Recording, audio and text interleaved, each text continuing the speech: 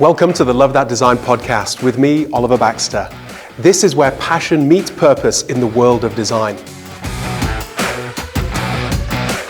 Let's elevate the conversation, shall we?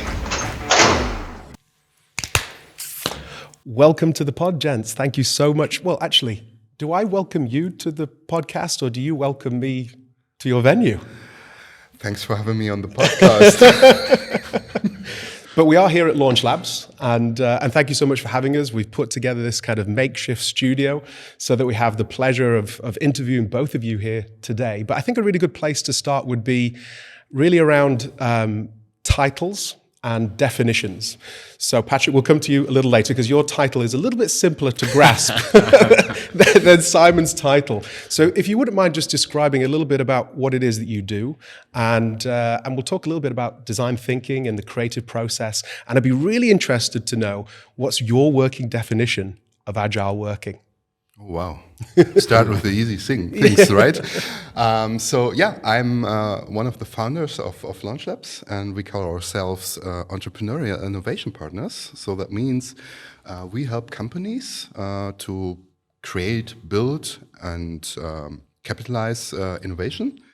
But we don't do it just as consultants or just as facilitators or as coaches or whatever, or as trainers. But if you put all these roles together, you end up acting like an entrepreneur because you take on the role that's needed. Yeah. And this is, at least from my perspective, what an entrepreneur has to do a lot of times. So you call yourself founder or entrepreneur, whatever, but it means that sometimes you have to clean up or sometimes you have to do whatever is needed. You have to do every job yourself. Yeah. So we call ourselves entrepreneurial innovation partners because we're going to partner. We actually partner with the companies. Like Interstuhl? Yes, like Interstuhl. Just to kind of lift up their potential for innovation and unfold it and then have a good time together. Mm-hmm. Because there's obviously like the theory around the creative process, but then how do you materialize that in the form of tools and resources to turn that theory into action in reality? And we're going to be unpicking that as we go through, and I'm looking forward to doing that. But if I could just come back to that working definition of agile working, because terminology is really important, and it's a good place to start to make sure we're all on the same page. Yeah. Because for some people, it's around the people moving, and for others, it's around the furniture moving. So I would love to know from your perspective, Simon. My first take on this would be like the mind moving, and this is, I think, the goal of it. And in order to achieve that, sometimes it's good to have people moving, and sometimes it's also good to get the environment moving in order to support the thoughts and the exchange of perspectives of the people who work on on a problem. Yes. Mm-hmm. And another piece of terminology that I saw from your bio and we briefly discussed as well, Scrum Master. So does that mean like you're with 15 other guys with your head between, fighting for an egg-shaped ball, or what does Scrum Master mean for those that are listening? Yeah, that is a terminology that is actually based on the rugby scrum that people from the UK may know better than Germans. However, it's about teamwork.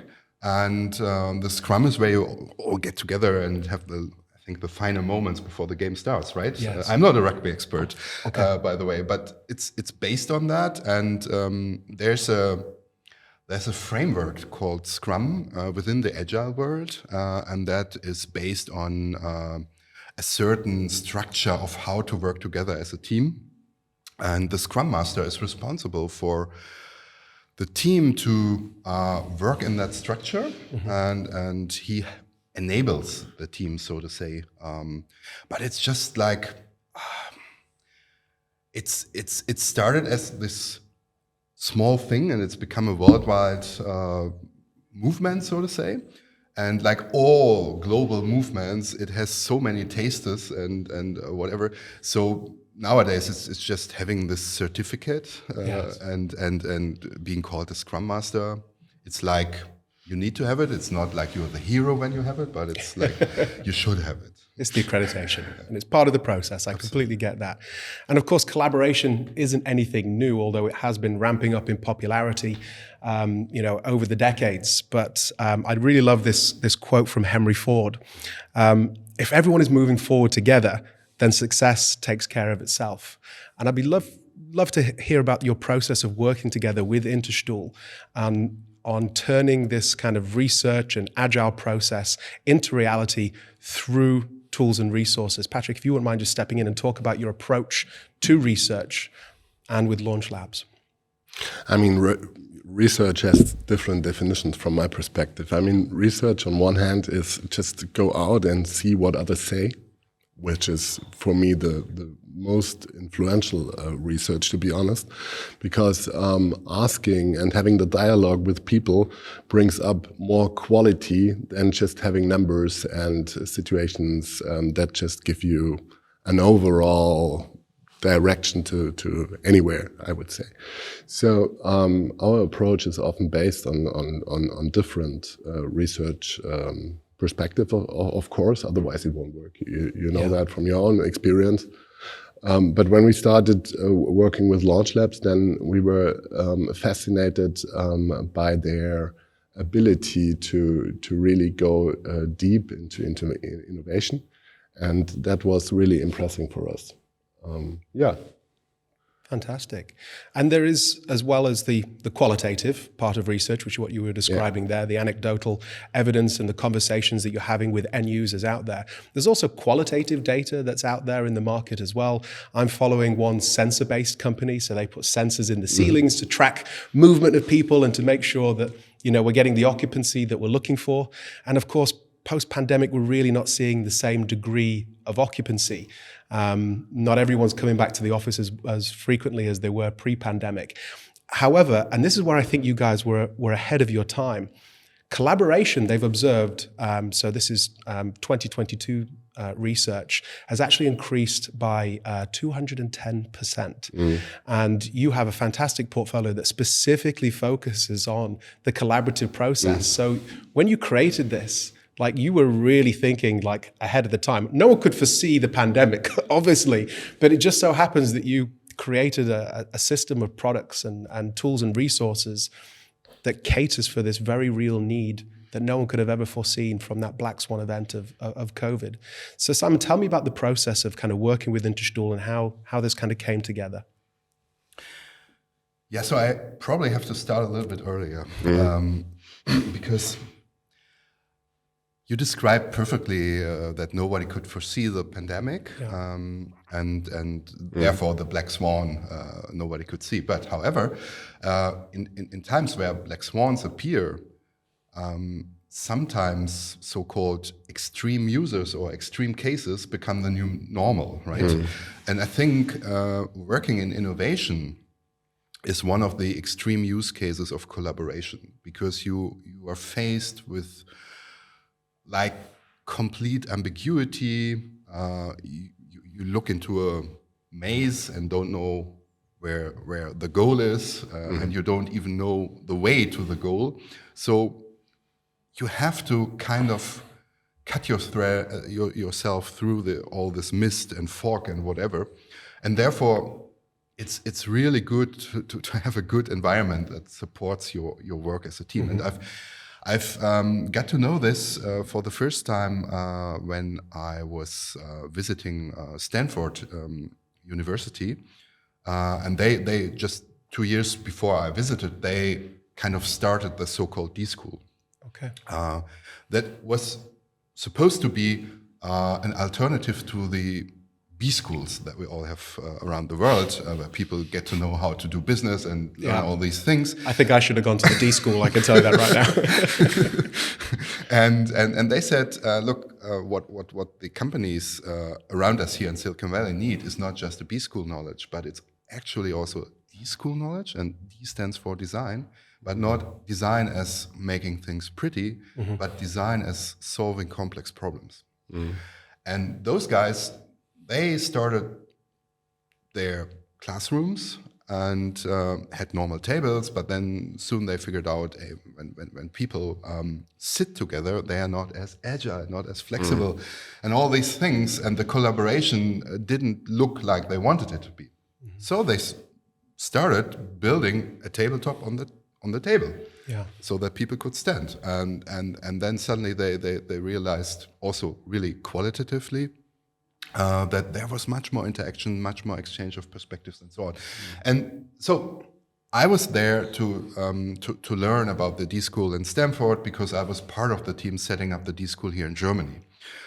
So this is, for example, so to say, my first epiphany with this kind of collaborative setup and so on. And since then, we try to improve on that continuously, and started to design our own furniture here in Germany. And at some point, when we already started Launchlabs, so I left the D School here in Germany and started Launchlabs, and still we couldn't find the furniture we needed on the market. So we did some more prototyping, and eventually customers started buying these furniture from us. That's always a good indicator, right? Absolutely. That's always good when people actually say, I want that, how can I get it? And you have to think about the logistics, the after sales, and all these things. Although I have to say that we are totally newbies into furniture. So we are not. We thought of ourselves not being furniture experts, and to some extent, as I still see it today, if I sit next to Patrick. But of course, at some point in time, we felt like we can't push this any further. So we started selling to customers by request. Then we said, okay, let's build up a website, the usual things that you do. And we even had a production partner. We had a designer who did the kind of physical design for the furniture here. But at some point we felt like, okay, as a sideshow, this is too serious, and we were looking for a partner who actually sees the potential of this weird kind of furniture, everything on wheels, and then you have like whiteboards you can throw on the wall, and why is all that? And we needed somebody who could really see the potential in that, and who's also able to lift that potential. And we are really glad that our designer Frank, who had a lot of contacts into the furniture industry, he said, "Look, there on the Swabian Alp, there's this company. It's a funny company. They are just a small Swabian Alp-based company, but they are one of the market leaders in Europe, and they're family-owned, and all this resonated to us as well, where we thought, like, maybe you can talk to those guys. And embodies excellence as well, which is kind of part of the equation that you needed to really balance out at that time. Yes, absolutely. And then we sat together and talked about this, and maybe you can jump in here, how your impression was when Frank showed up and said, look, I've got something.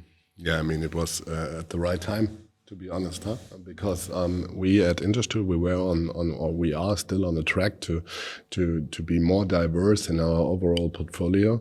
And the question 3 to 4 years ago with all that pandemic was how to bring back the people to the office. And collaboration is obviously a topic where people have to meet. I mean, there are existing solutions where people can meet online and do collaboration virtually. But to be honest, I don't think that this brings up the whole potential that lies within collaboration, because this personal touch, this doing things really face-to-face together, offers more potential and brings up more opportunities. And seeing then the whole collection, of course, brought us into that with the whole philosophy behind it. I mean, there is furniture, but furniture is just a media, let's say. In general, the philosophy behind it and everything that lies within the solution is much more than furniture. we often don't talk about the furniture. We let people just experience the product with its certain specifications and certain, I would say, special tools. And by experiencing that, you really see how people re-experience a kind of like in their childhood, where they play with ideas. I mean, What If We Fly is the name of the collection, and it says it, to a simple approach to come back to that childhood and that playfulness that we need when we create something. Yeah. And I know you're particularly passionate about the creative process and also kind of revolutionizing marketing to a degree as well, right? So you've worked in the automotive industry before you came to Interstuhl, so you kind of bring like a fresh pair of eyes to an industry that's really kind of been ticking along in a very kind of similar fashion. So how has your approach for marketing your experience with Launchlabs and the products of What If We Could Fly? Please explain a little bit about that. Yeah, I mean, at least I'm trying to revolutionize. I mean, that's why we're here right now, right? That's why we're here right now. Yeah, it's true. Because this is a little unorthodox, a little unusual to talk about a product in this way. I mean, we experience in marketing, in my team, each and every day, how different we work when we use that kind of setup. Mm-hmm. It's like we're sitting here on the stand, and it's a complete different approach, like building hierarchies in spaces. Being on the stand means it's something different than just being on the floor and discussing things there.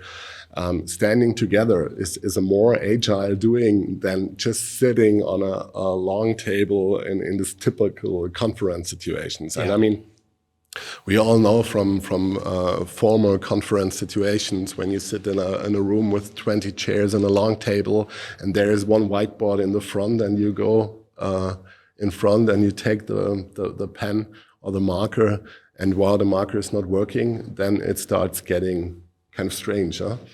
So having everything on one place and having always the opportunity to start off creating something is a big opportunity for marketing. So we love, and my team is loving, that whole scenario that we have meanwhile where we work. I think there's also a second tier need that you're also serving with this product. So collaboration is really the through line of our discussion. Yeah.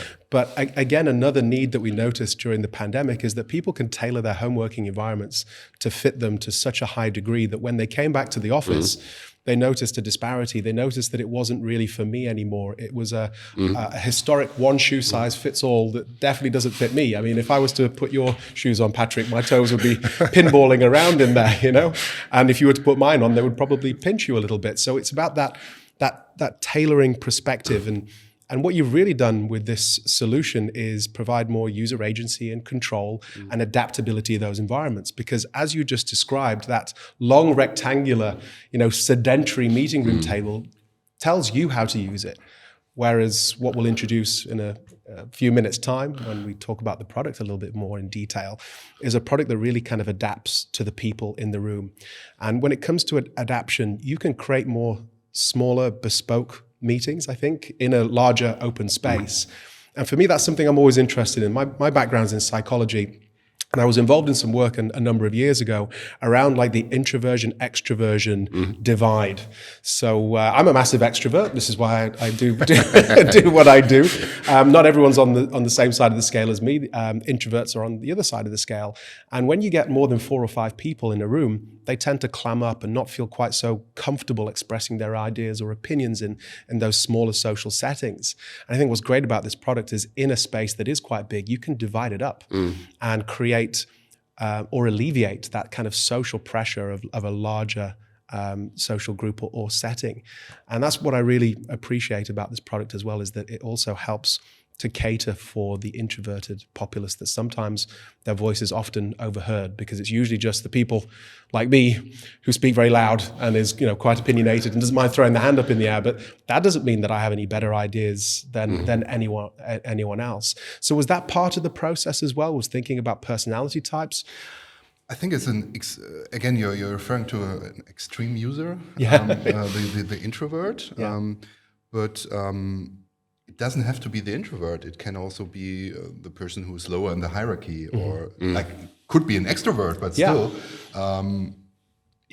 maybe not willing to say something against his or her boss or something like this. So it's totally part of the process that when you work on something where nobody has the perfect solution and not even the path to that perfect solution, you need diversity. And this is kind of the shortcut to splitting up groups, letting diversity happen, and then bringing them together and sharing results. Much better than sitting at this one table where probably the guys who are on top of the hierarchy speak up, the most extroverted people speak up, and so on, and everybody else thinks, yeah, well, that's probably a good idea. I also have another idea, but who am I? So I think coming back to this kind of setup and this furniture setup, you can talk of it as tools, yes, but I think all in all, if you take the tables, the stairs, the whiteboards, and whatever, we are redefining a category here, because we have your desk where you can work with your computer, with your personal computer. And sometimes they are adjustable in height to adapt and all this. And I think we figured out somehow how to have people sit at desks, because, now I'm going too far, but... please, that's why we're here. I've learned that the desk had been invented in Italy as the place where people sat down and wrote down how many ships came in and what they had and so on. So, and this is, I think that's 500-600 years ago, we had the desk. In Germany, it's called the table to write on, Schreibtisch. And I'm not sure about English, but desk, I'm not sure if it comes from describe, to describe something. I'm not sure, but so we have a long history with the desk, and then when we had Henry Ford and all the other guys who said like, okay, we have to divide work into different parts and so on, we learned that sometimes people need to come together to make decisions. So that's when the meeting room comes in. We have this one big screen and one person being in charge of maybe the clicker or the whiteboard marker or whatever, and that person tells the other people important information, and then they can lift their hands or say no or whatever. So again, a category defined to make decisions, to inform each other and to make decisions. How do you come up with these informations, and how do you cater for these decisions? Some years ago, you just did your research and did some calculations and said like, this is the curve, and should we go there or should we go there, whatever, and you can make a decision. But times got more complex and complex, and there was a lot more need for innovation. And as I already tried to describe, that's this kind of blurry thing where nobody knows the solution as well as the solution path. Where are the spaces where you can deal with that? So that's why I'm thinking of a new category where you can come together. Nobody knows the solution, but everybody knows that nobody knows the solution. And we face each other with this not knowing. And so we behave differently. We let people spin their ideas, because it could be that this idea can solve our problem. So it's really bad to shut down ideas there, or to even give people the feeling that they are not free to express themselves in that space. And I think only recently we kind of realized that we need extra spaces for that. So you've alleviated the social pressure of larger teams. You've also kind of broken down the pyramid into a pancake. You've democratized collaboration so that everyone feels a little bit more comfortable in these environments. But that requires a degree of behavior change. And we were talking about this yesterday, and you had a really good analogy as a story through one of your paintings upstairs. And I thought that was just such a great insight into how you guys approach behavior change, because actually we're more accustomed to, changes in our environment than ever before. You know, we've got a mobile phone in our pocket that changes every 18 months, but still people feel so attached to physical things. So please, like, just elaborate on that story that you told me yesterday. Sure. So we have this painting when you come into our space. There's a painting that you immediately look at because it's huge. It's a mural, and you kind of directly look at that painting. So you're kind of drawn into that space. But there's a story behind this painting, and the story goes like this: this painting that you currently see sits there for exactly 1 year, and each year we tell an artist, or we ask an artist to do one of our murals, but we tell her or him, look, this is going to last for 1 year, and after that, somebody will paint it over. So the artists know that it will only live for a very short period of time, and but they are free to decide whatever they do. So there's also the story of letting go. People enter our space, and we totally do not dictate what they see first.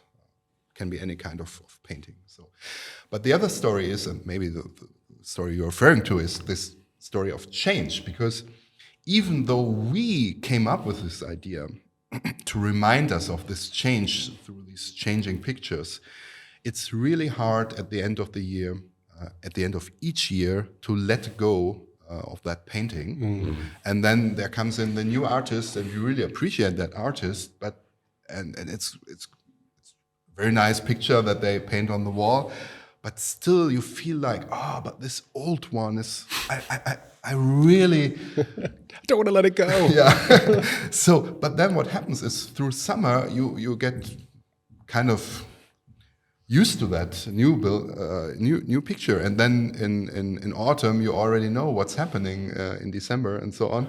And in December it happens that the same picture that you couldn't really enjoy in January of that year, you realize you fell in love with, and you absolutely won't let it go.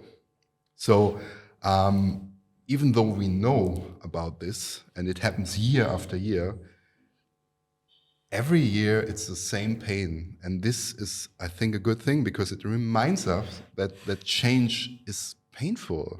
There are lots of opportunities in change, but you have to remind yourself that a status quo is not just bad. I mean, it's based on all the experiences we had, and we learned from each other, maybe through generations. So that's why there is a status quo. Yeah. And that's cool. We're standing on the shoulders of giants. But sometimes we need to leave that comfort zone, and we need to step into this space that's all about change. And this is what we want to communicate when people enter our space. And when I saw the portfolio from What If We Fly, it struck to me straight away that this would really be appropriate for education purposes as well. The people that are going through the most amount of change. And there is a revolution in education that's going on around active learning. So moving on past the traditional sea of sameness, everyone kind of in a row, lecturer, just presenting to children essentially, to more of an agile space that you can change the environment around. And I know that Interstuhl are very synonymous in the education sector as well. So was that one of the drivers in partnering up here, is to support universities and higher education as well as the commercial environment, Patrick?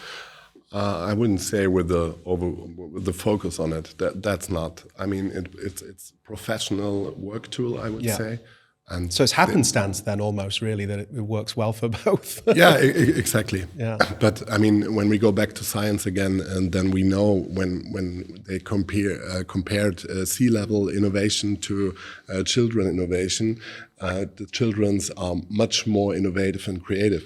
Maybe also there, it's just the connection to the existing. It's not that tight. I mean. Many people say that, especially for innovation, it would be better if we won't be trained so much from the educational perspective from today's philosophy. When we would give them more playfulness, etc., and this helps. And I think it's this is the biggest challenge, to lay everything away, to put everything away from the existing ones and letting go, as you said, and then coming into new dimensions, new dialogues, and letting also here just letting things flow, letting dialogues flow, coming from one step to the next step, even dive deeper, and then really experiencing new stuff together in a collaboration. So I'd like to kind of hone in on the product a little bit. We've spent a good deal of time talking about the research and some phenomenal stories, so I appreciate that from both of you. But I'd love to discuss the product that we're sat on ever so briefly, because again, from my experience of, providing, learning environments into the education sector for a while, this really sweeps into that category so well because, when we're creating like a learning studio, it's understood that you want the furniture to be tiered rather than the environment. So what I mean by that is that this is flexible. We could separate this, we can spin it around. Actually, if people were able to see the back, there's some storage where you can fit additional chairs in there as well. And that's one of the big problems in corporate and education and across all sectors really is around space and where we can keep things, and that's a big issue as well. So I really love the fact that you can have different heights, depending on people's attention, allowing the facilitators, whether that's in education or commercial, to have access to people in the space. Because actually the further a facilitator is away from their team, the lower their cognitive performance. So talk me through how you created this part of the portfolio. Yeah, so this is all about playfulness as well. Of course, it has the functionality that you can move it around and adjust. But you can actually build sculptures with this. You can build a wave, can build a circle. So it's already some playfulness built in there. And then let's assume it sits there in the room, and since it has different height levels, to me, every time when I walk onto these stairs, I think of like, okay, where am I going to sit? Down here, down there, over there, whatever. And this is some playfulness inside. And sometimes I say, I'm going to really want to sit upstairs. And I see people, a lot of the times, they really enjoy sitting upstairs, and it literally changes their perspective. Absolutely. And some people want to sit closer or whatever. And when they encounter this type of furniture for the first time, maybe the first time they all sit downstairs, but then there's more people than just the front row, so they have to somehow adjust, and some people go upstairs and so on. But during the day, let's assume we have a workshop together, so people get more and more into that playful mood. And this is kind of a hidden function of these things here. And then there's another hidden story. This is, and sorry for that, this is not really comfortable. But it's not really comfortable by design. Because we don't want to have the people sit there for a whole day. It's not made for that. You produce really perfect chairs and all, like ergonomically, where you can sit much better than on this one. And we even said like, okay, let's at least put those ones here so that people can sit here for 15 minutes, 20 minutes or so. This is what it's been designed for. For exchanging the perspectives that people came up with in the smaller teams. You quickly come together, you do the scrum, so to say, and exchange quickly, give feedback so that the group who presents their idea is getting some fuel in order to go back and spend most of the time in the small group. And this is why it's not really comfortable. I actually find it pretty comfortable. And for someone that has no bum at all, I just have a long back, essentially. We've been sat here for a good half an hour and I'm still pretty comfortable. So don't do yourself a disservice. But yes, Interstuhl are the experts when it comes to ergonomic furniture. So it's the right product for the right activity, I think. So when it comes to long duration seating, you have appropriate products for that as well. Definitely, that's for sure. But here it's something different. I mean, here it's about getting the first user feedback, pitching the first idea, getting the first feedback, being in conversation with the first client, let's say somehow, and then it's good to see also, let's say, pitching the idea to look up, kind of also this from a hierarchy point is interesting in the process. And of course, this topic of the different stairs and each and everybody looking for his or her right position to feel comfortable, kind of. I mean, we all know that also from a traditional office environment where people are looking for their special position each and every day. But here it's completely different because for me, this whole collection never gives you the opportunity to really rest. You are always on an agile mindset, I would say, because it's always a mixture of doing something on the wall, doing something with the tools on the shelf, or coming together here, or pitching the idea, or whatever. So this movement is very important for the whole process of agility. Okay. And I'd love to continue to drill down into some more of the products. So let's do that. Research from the University of Texas has demonstrated that just having one of these out on the table really lowers your cognitive performance. And that's what I really like about this product, is that you have the ability to take a technology and just put it out of sight so that you're not consciously thinking about it and able to be fully immersed in that collaborative, creative process. So Simon, please elaborate about the rest of this product, sir. Sure. So the whole idea about these products is that somehow it serves you as a butler, for example, serves Batman. You know Alfred, right? Yeah. So Batman does the big job, but in the moment where Batman has a problem, Alfred appears somehow and offers him something that he's desperately in need of. So, and same thing goes with this furniture here. So it kind of steps out of the way. It's not like flashy or whatever. So hopefully you focus on your thoughts, on your perspectives that you want to exchange. And speaking of perspective, sometimes it's hard for us to really understand what the other one is talking about. And therefore, for example, we have this shelf here where you can browse with your eyes in order to find tools that help you explain visually what you want to express. Right? So that's why we don't have like drawers or whatever, where only experts know what to take out and so on. But you can just quickly, for example, say like, okay, if you want to go to this kebab house, you need to go there and then right and then left and then it's there. And for our brain, it's much easier to just follow this line than remembering right, left, right, and then there, because we need the whole brain capacity in order to really build on what the other person said and add something to it and so on. So that's for example this shelf here where you find a lot of kindergarten materials. It's also again nudging you to come into a playful mood and think of like it doesn't have to be perfect, but it can just be something that you think of, and if it's not, then nobody's hurt by that. Yeah. Hard to be creative in a rigid process. Absolutely, absolutely. And then speaking of whiteboards, of course we do have whiteboards here where you can just write on however you like, but the thing here is this whole thing is not the whiteboard, but you can actually tear off the whiteboard quite easily and, for example, bring it here, and it sits there. And again, here you see, you can totally focus on what you want to do. You don't have to think about the technology. It's not even important if it's straight or if it's like, well, nobody cares. It's the same thought, right? For example, there's other advantages. So you can adjust it to your height.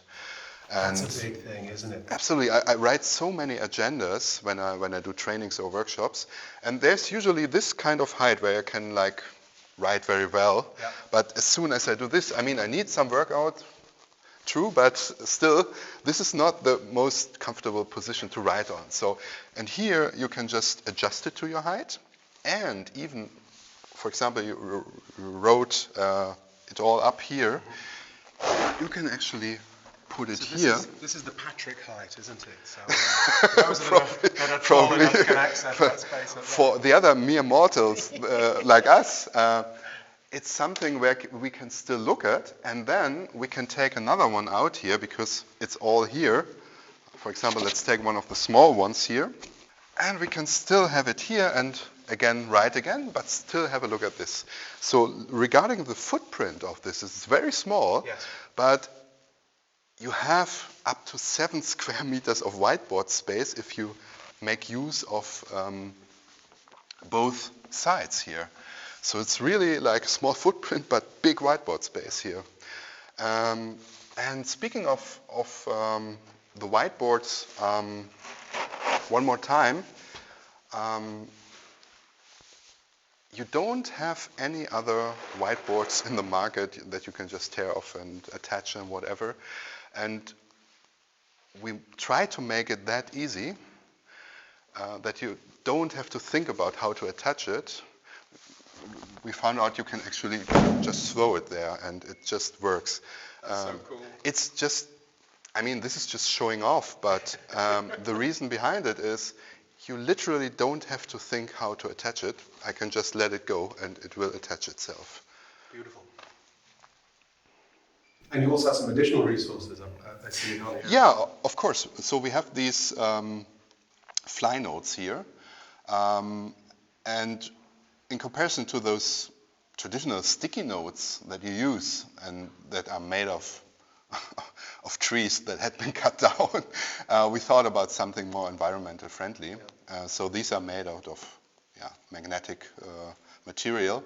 And so you can reuse them. So you can write something down here, my idea, and then once you've done that, after some time you can just attach it here, it's magnetic, and after some time it won't wipe off. It only wipes off when you put it in the dishwasher, because it's like wipeable once you have water there. So after you use like 60 to 100 of those, you just put them in dishwasher, like you do with your cutlery and things like this. Why not with those ones here? And then you can reuse them. Yeah, and also since it's all water-free fly, you can just throw them on the wall. Again, it's a little bit of showing off. I love showing off. And I love the cool gimmicks. Besides that, just imagine us and 2 other people standing here in a half circle in front of this. With traditional sticky notes, you usually need to go there and say like, okay, this is my idea, and then you go back. Yeah, and it's fine, it just works. But like being here with 5 people, and we talked about more introvert people and so on, you could actually do it like this. Yeah, that's my idea. Yeah. And again, it's a little bit more playful. Throw your idea on the wall. Yeah, just throw it on the wall. And this was literally the vision that we had when we created this. We should be able to throw ideas to the wall. That was the goal. And this is how we came up with that. All important question. Mm-hmm. What else are you working on? What's happening in the secret Gotham lab underneath Wayne Manor? We do have some ideas to be inspired even more when we work creatively. And a big topic. Can show us? Probably yes. Cool.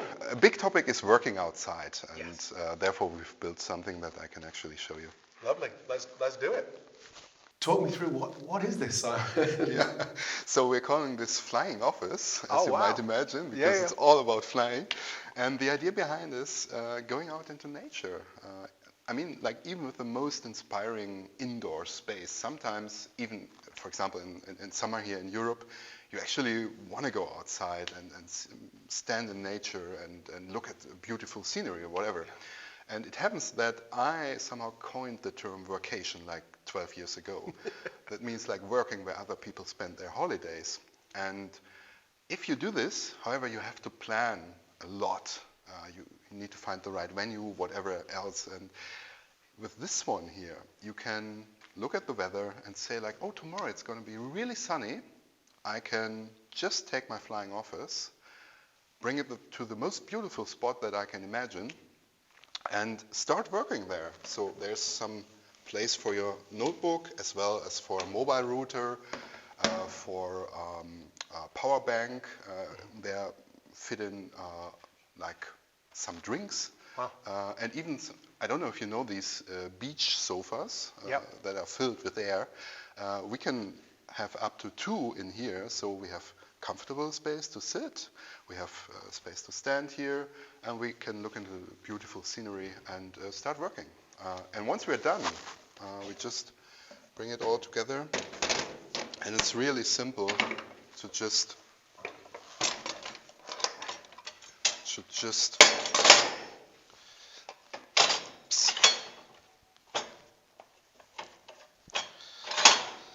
So there you go, now you could drive away, and once you're at home, you can even just take this thing. Oh, wow. Take it out, because it's not heavy, and then you can use the bicycle for something completely different. That's genius. I suppose my big question would be, given the fact that we are in Europe, is this waterproof for holidays? Because we can't rely on the weather, can we? That's a very good question. Actually, when we talked about the coating here of the wood, I said it doesn't really have to be waterproof, because you only decide, okay, tomorrow is going to be really sunny, there's no rain coming up and so on. Only then you will use it. But of course you could make it waterproof, that's not a problem. We didn't do it here with the prototype, but it's, because you're really so flexible, you can really decide on today or tomorrow, and you're 100% sure that the weather is going to be fine, so that it's Instagrammable. You don't have this problem with rain, I would say. I love it. I think it's fantastic. Well done, sir. Thank you.